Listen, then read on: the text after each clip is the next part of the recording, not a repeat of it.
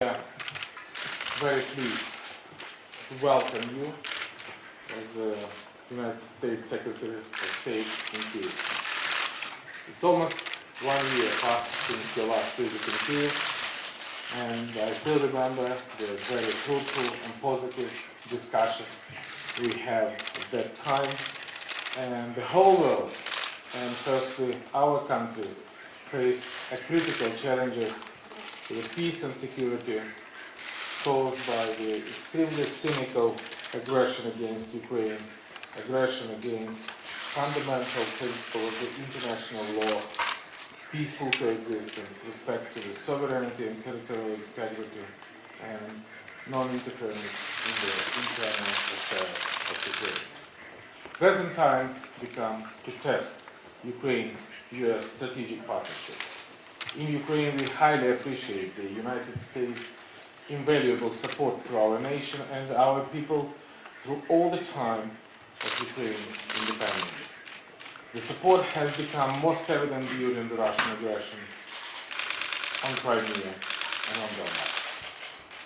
It is important to underline strong and unanimous support of our country, both from the United States President, United States administration, United States Congress, and United States government.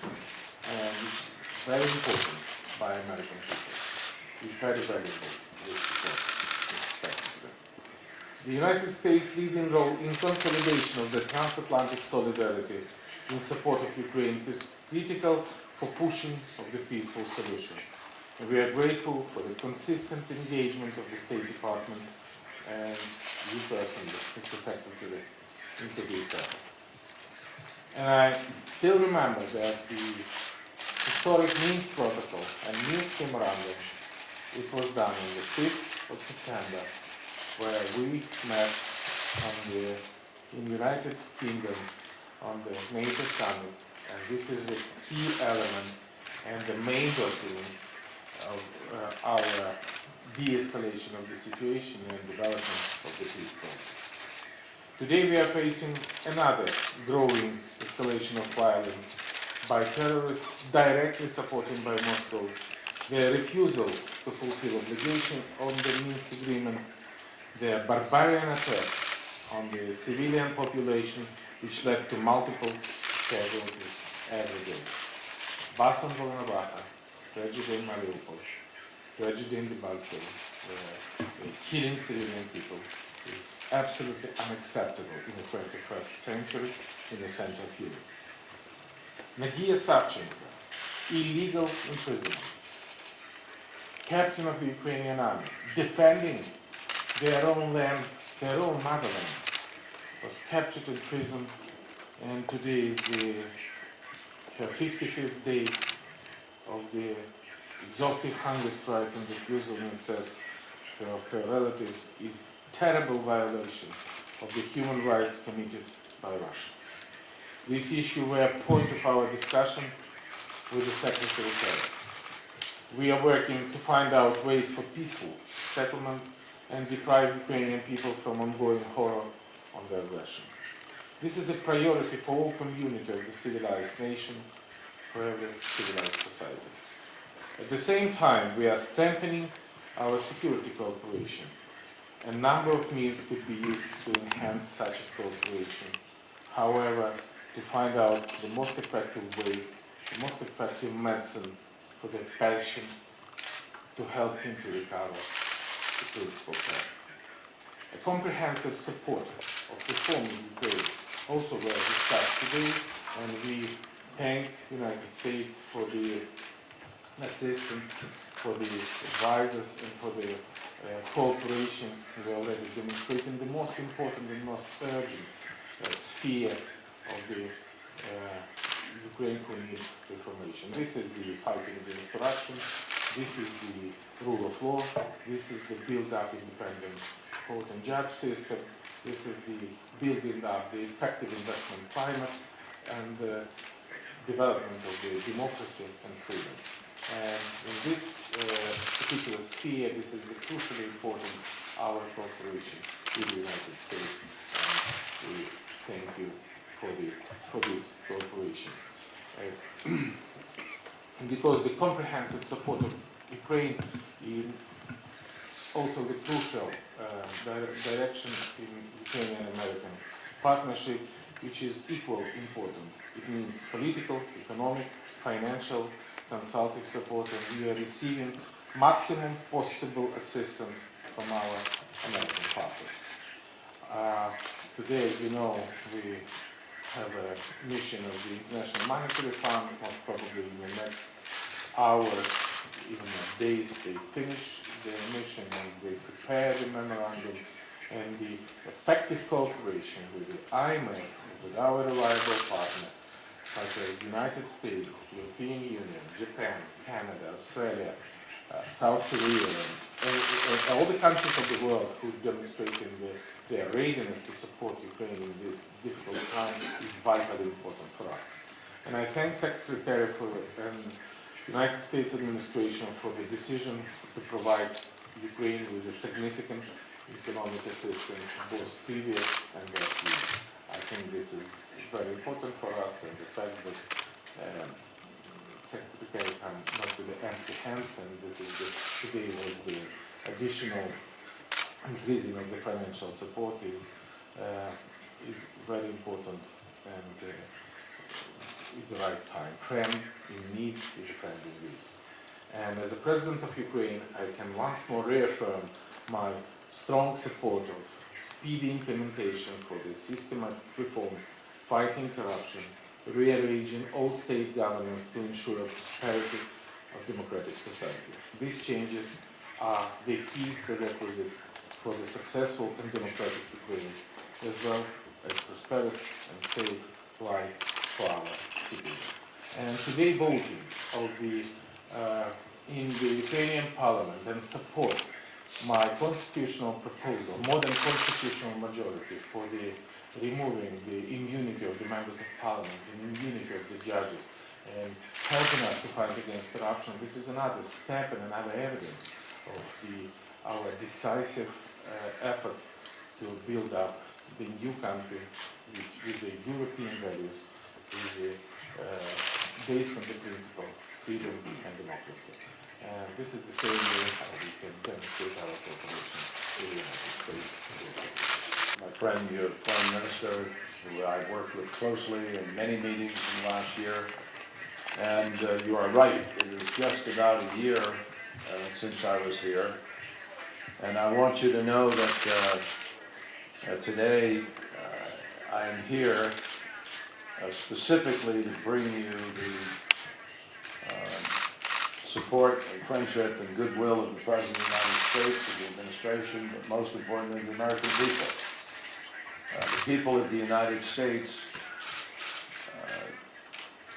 share unwavering support for the Ukrainian people as they continue to display a very courageous journey towards democracy, towards freedom, independence, and most importantly, towards the protection of the appropriate respect due to the sovereignty of your country. Your people have bravely and relentlessly pursued a sovereign democratic future. We admire that. We respect it. I would emphasize to President Putin and to those Russians who obviously expressed concerns about the road that you're on, that we don't view this as a zero-sum game. We have never viewed it that way. This is not meant to be, nor should it be, a divide between East and West. This is about rule of law. It's about the norms by which nation-states behave. It's about the fundamental respect for the integrity of the sovereignty of Ukraine. This morning, President Poрошenko and I had an opportunity to be able to discuss the necessary and promising reform steps that the President has been leading. This is a program that the Ukrainian government is undertaking now, even in the difficult circumstances of the conflict that is taking place. You just heard President Poroshenko restate his personal commitment and the steps that he is taking in order to implement these reforms in Ukraine. We spent some time talking about his political path ahead, the unity of his government, the commitment of his government to protect the interests of the people of Ukraine, but also we talked about the largest threat that Ukraine faces today, and that is Russia's continued aggression in the East. There's no other way to call it.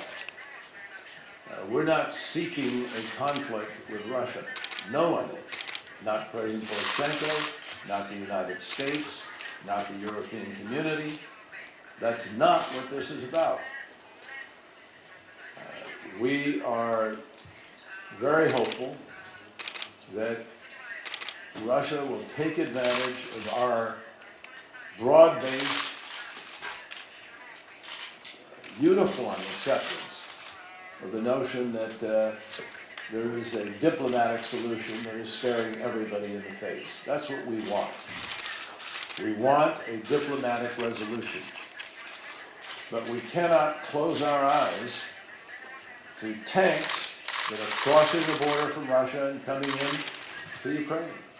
We can't close our eyes to Russian fighters in unmarked uniforms crossing the border and leading individual companies of so-called separatists in battle.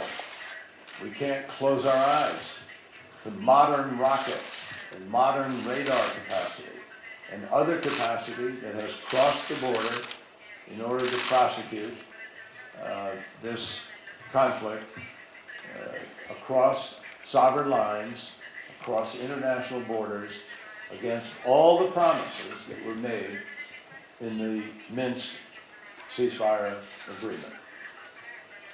So we want a peaceful resolution. President Obama has asked me to come here, and he has asked Vice President Biden and me to join together over this weekend in Munich in direct conversations where we will meet again with President Poрошenko, where we will meet with our European allies and friends in an effort to underscore our choice is diplomacy, our choice is a peaceful resolution. But Russia needs to make its choices. And those choices are not just declared by words, they have to be declared by actions. And that means engaging in a series of steps that will uphold the Minsk agreement, which was entered into last year and which they signed up to.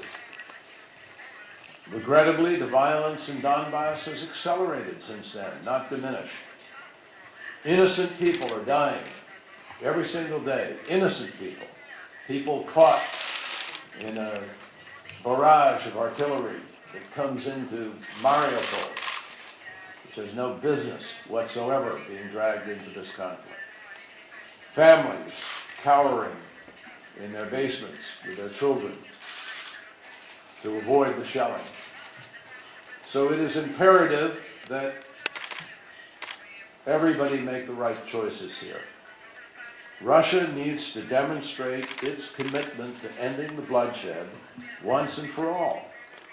And we would ask that it does so by honoring the agreement that it signed, the Minsk agreement. Everybody knows what the actions are that were expected from that agreement. It's not complicated. And Russia needs to now cease this military support for the separatists and bring people to the table in an effort to achieve a lasting political solution. So in order for this conflict to be resolved, certain things need to happen. The Russians need to undertake certain steps, and the separatists who act with their input have to also support those steps. First of all, there must be an immediate commitment now to a real ceasefire, which is not just a piece of paper and words, but which is followed up by specific actions, namely pulled back the heavy weapons from the ceasefire line, from the border, beyond the range of artillery, beyond the range of certain munitions to be able to do harm to civilians. That would be the first confidence-building measure that would begin to allow for peaceful resolution. Second, remove foreign troops and heavy equipment from Ukraine, which leads you to the third step: respect the international border. Close that border to the movement of these materials and tanks, which are the fundamental means by which this continued war is prosecuted. And by doing so, restore Ukrainian sovereignty, respect Ukrainian sovereignty. It is fully possible to be able to work through the interests that Russia has expressed about the people in Donetsk and Luhansk, and to have those issues worked through. But the way to do it is not by fostering greater violence. Both sides need to release the hostages who are currently detained.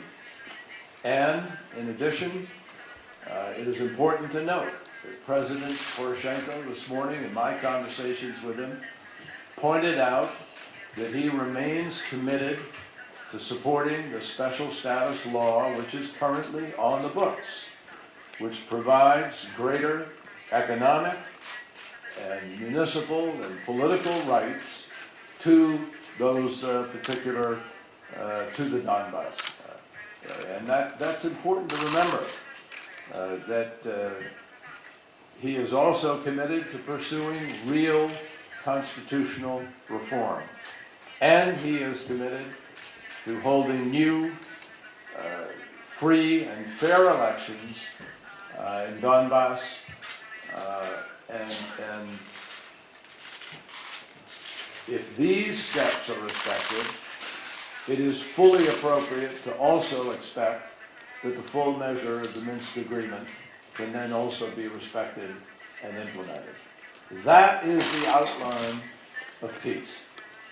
And the United States of America, President Obama, is deeply committed to all the parties to come together in an effort to try to achieve this. The fact that Chancellor Merkel and President Hollande are visiting Kiev today underscores that together, the United States, France, Germany, and the rest of our international partners stand united with Ukraine in calling on Russia to take the steps that I just outlined, and to take those steps without delay. And that is exactly how this conflict can come to an end. That is our choice. Ukrainian people, President Poroshenko, the United States, European allies and friends, we are convinced that if diplomacy is given meaning beyond the piece of paper and the words that are on it, through the actions that follow to implement what those words lay out, there could be peace. So this is a critical moment for this region, for this country, and for the prospects of peace.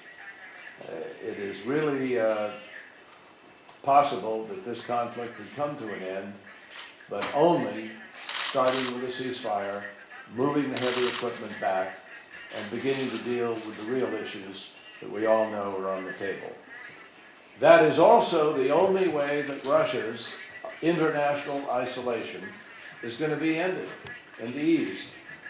And it's the only way that the Ukrainian people in all parts of this country will finally achieve the peace that they so deserve. Let me just say that when I came here a year ago, I was deeply moved by my visit. Deeply moved by the people that I met near the Maidan, as I visited the site where so many people were killed by snipers at that pivotal turning point in the struggle for freedom. It is really enormously impressive what the people of Ukraine have accomplished, broadly speaking, over the course of this year. They held an election under the most difficult circumstances, a peaceful transfer of power, the finding of a new government, a government that has worked hard in unity to try to end this conflict. And we hope that in the next days it may be possible, finally, to try to find a road ahead. And Mr. President, we're grateful to you for your steadfast leadership and for the effort to reform things, even in the middle of this conflict, which you have remained so committed to. So we thank you for that. I look forward to seeing you in Munich in a day or so. Thank you, sir.